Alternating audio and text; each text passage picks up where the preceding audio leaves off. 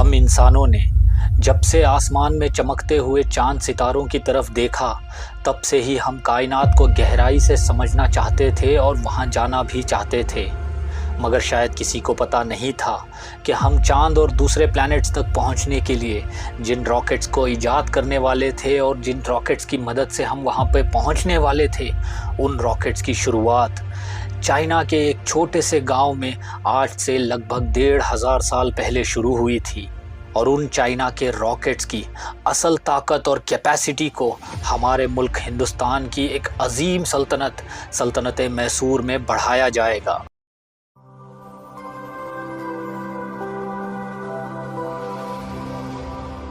अस्सलामुअलैकुम वरहमतुल्लाहि वबरकातुहू। दोस्तों, आज से सदियों पहले यानी कि फर्स्ट मिलेनियम एडी चाइना में बड़े बड़े एंशिएंट एल्केमिस्ट उस दौर के एक्साइलर ऑफ लाइफ यानी कि अमृत की खोज करने में लगे हुए थे। दोस्तों, उसी दौरान उन पुराने एल्केमिस्ट ने एक ऐसे मिक्सचर की इजाद की जो पूरी दुनिया की तकदीर और हिस्ट्री को बदल के रख देने वाला था, और वो मिक्सचर था गन पाउडर यानी कि बारूद। दोस्तों, उस दौर के चाइनीज़ एल्केमिस्ट और साइंटिस्ट ने इस गन पाउडर के मिक्सचर को कई तरह से टेस्ट करना शुरू कर दिया था इसको ईजाद करने के बाद,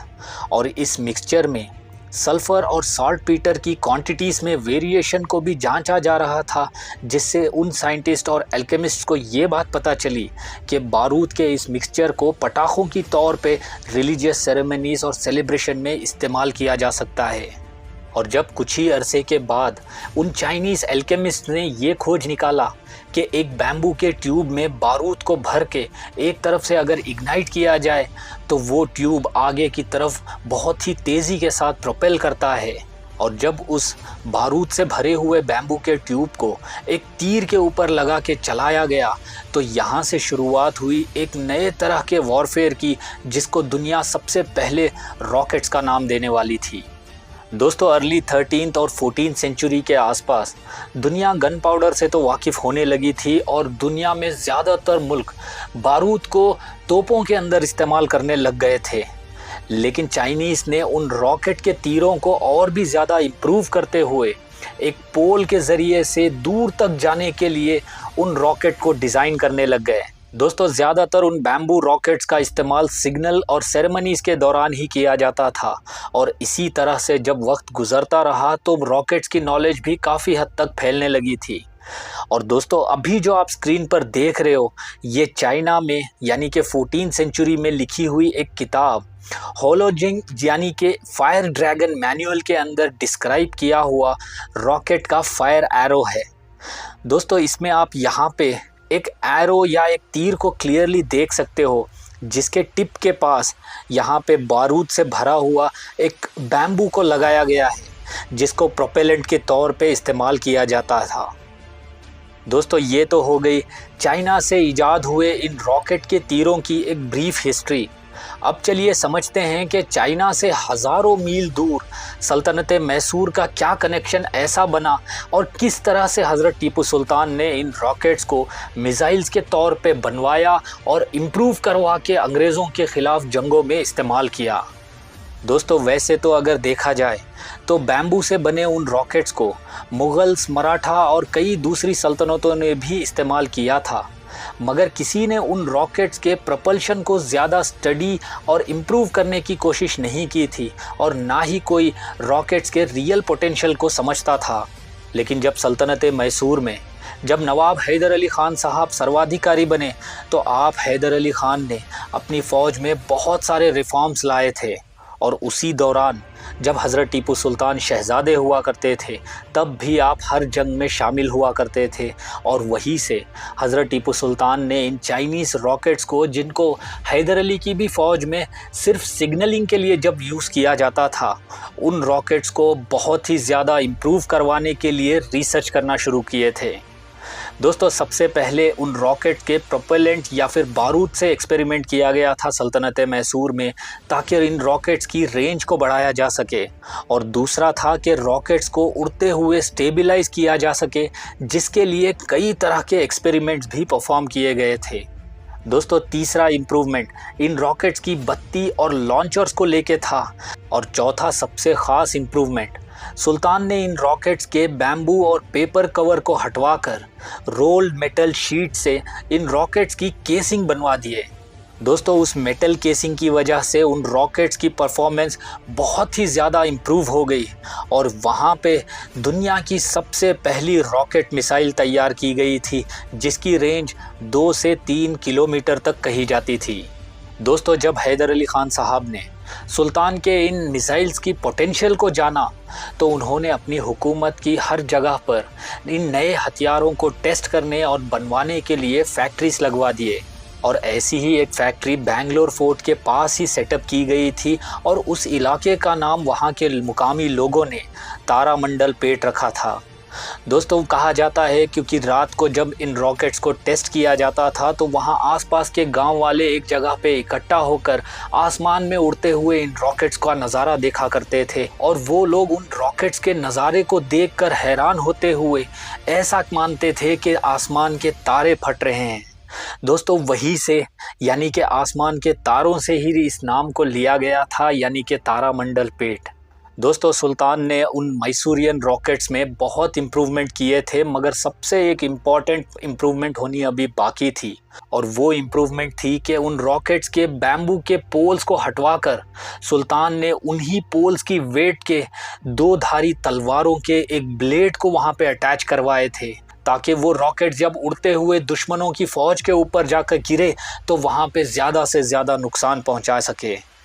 दोस्तों इन रॉकेट्स का इस्तेमाल और इनकी ताकत का नज़ारा सबसे पहले सुल्तान ने अंग्रेज़ों के ऊपर दिखाया था पोलीलूर की जंग में, जब कर्नल विलियम बेली की अंग्रेज़ी फ़ौज के ऊपर सुल्तान के मैसूरियन रॉकेट्स कहर बनकर बरसे थे। और अभी जो आप स्क्रीन पर पेंटिंग को देख रहे हो, ये उसी बैटल ऑफ पोलीलूर की जंग को दर्शाने के लिए ये पेंटिंग बनाई गई थी।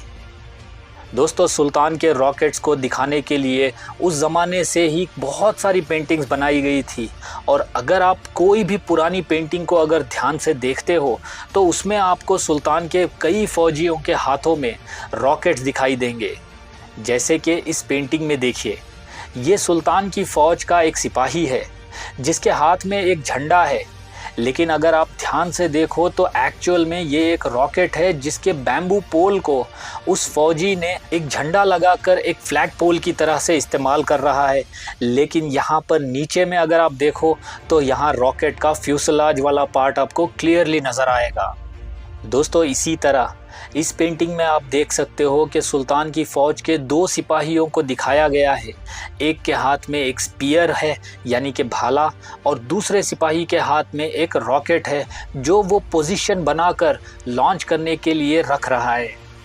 दोस्तों सुल्तान की हर जंग में मैसूरियन रॉकेट्स का इस्तेमाल भरपूर तरीके से किया जाता था, यहाँ तक कि ट्रैवनकोर लाइंस के ऊपर जब सुल्तान ने अटैक किया था तो वहाँ पे भी रॉकेट्स का इस्तेमाल किया गया था। और अभी जो आप ये पेंटिंग या ड्राइंग देख रहे हो स्क्रीन पर, यहाँ पे भी आप देख सकते हो कि ट्रैवनकोर लाइंस की फोर्टिफिकेशन के ऊपर सुल्तान के रॉकेट्स को फायर किया जा रहा है।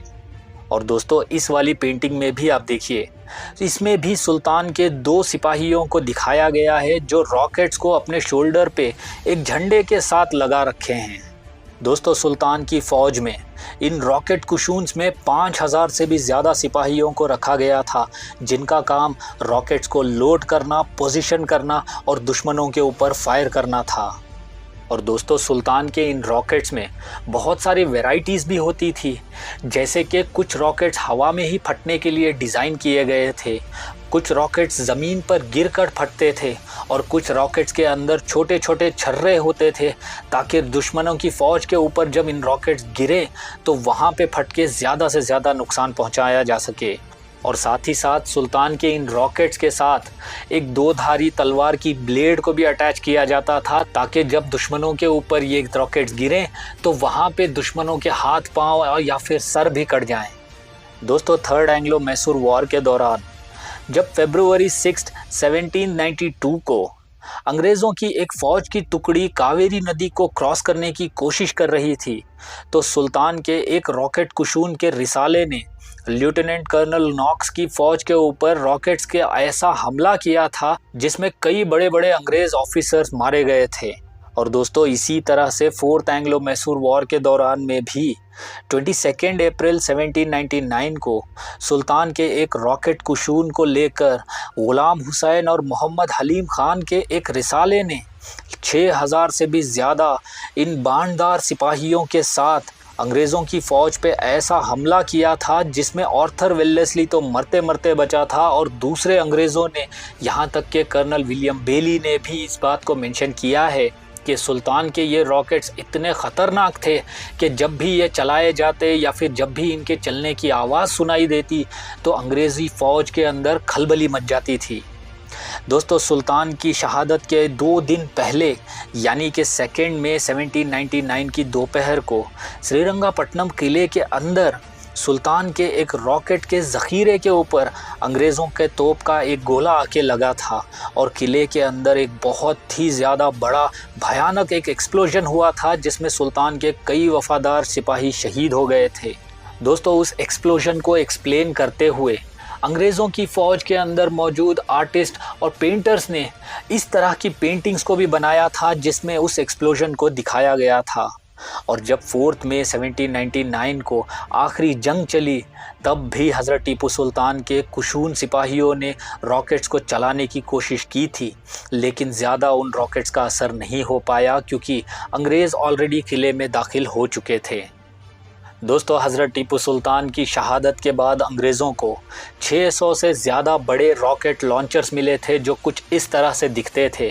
और 10,000 से भी ज़्यादा रेडी टू यूज़ रॉकेट्स मिले थे अंग्रेज़ों को, जिनको स्टडी करने के लिए फ़ौरन अंग्रेज़ों ने उन रॉकेट्स को इंग्लैंड भिजवा दिया था। और जब सुल्तान के इन रॉकेट्स को पहली बार ब्रिटिश रिसर्चर्स और साइंटिस्ट ने इंग्लैंड में देखा तो वो भी वहाँ पे हैरान हो गए थे कि ऐसा भी कोई हथियार हो सकता है। सबसे पहले अंग्रेज़ों ने सुल्तान के इन रॉकेट्स को रॉयल वुलिच आर्सेनल लंदन में भेजा था ताकि वहाँ पे इन रॉकेट्स को प्रॉपरली स्टडी किया जा सके और इन रॉकेट्स को और ज़्यादा इम्प्रूव किया जा सके। और फिर 1807 में विलियम कॉन्ग्रीव ने एक किताब पब्लिश की लंदन में जिसका नाम था an account and origin and progress of rocket system. दोस्तों वहाँ से इन मैसूरियन रॉकेट्स जिसको हज़रत टीपू सुल्तान ने खुद इम्प्रूव करवाए थे, इन रॉकेट्स का नाम बदलकर कॉन्ग्रीव रॉकेट रख दिया गया और अंग्रेज़ों ने खुद सुल्तान की इस रॉकेट टेक्नोलॉजी को नेपोलियनिक वॉर्स के दौरान भी इस्तेमाल किया था और दुनिया ने बहुत ही जल्द इन रॉकेट्स की टेक्नोलॉजी और पोटेंशियल को समझते हुए इसको अपनाना शुरू कर दिया। और जैसे जैसे वक्त गुज़रता रहा इस रॉकेट टेक्नोलॉजी को वेस्टर्न कंट्रीज़ ने भरपूर तरीके से इम्प्रूव किया और आज भी सैटेलाइट्स हो या स्पेस स्टेशन हो, सब रॉकेट्स के ज़रिए ही आसमान में पहुंचाया जाता है। दोस्तों आज के दौर के मॉडर्न रॉकेट्स की ज़मीन से आसमान तक के सफ़र की शुरुआत चाइना से होते हुए हज़रत टीपू सुल्तान के उन कारखानों से हुई थी जहां सुल्तान के उन वफ़ादार कुशून सिपाहियों ने सुल्तान के हुक्म के मुताबिक उन रॉकेट्स को बनाया भी था और चलाया भी था। और दोस्तों इसीलिए हज़रत टीपू सुल्तान को first missile man of the world कहा जाता है। और दोस्तों ये थी हज़रत टीपू सुल्तान की उन रॉकेट्स की वो हिस्ट्री जिसको आज भी दुनिया मानती है और आज भी दुनिया तस्लीम करती है। दोस्तों इसी के साथ आज की वीडियो में बस इतना ही। अब मैं मिलूँगा आपसे अगली वीडियो में, तब तक के लिए आप लोग अपना बहुत सारा ख्याल रखिए। अल्लाह हाफ़िज़।